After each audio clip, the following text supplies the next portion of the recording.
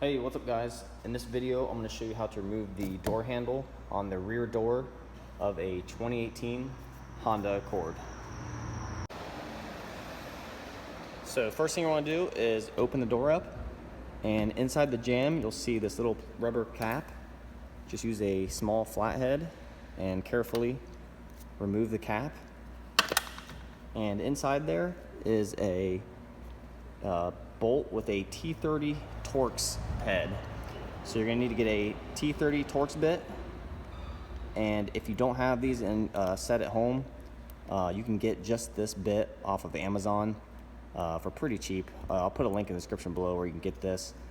And using this bit, you're going to want to loosen the bolt.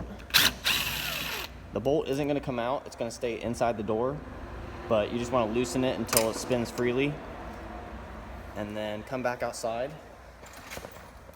to the door handle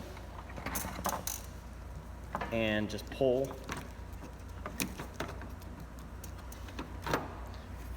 directly out on this end cap, and then take the handle and slide it towards the back of the car and then pull out, and it comes right out. And that's it guys, door handle's out. Thanks for watching.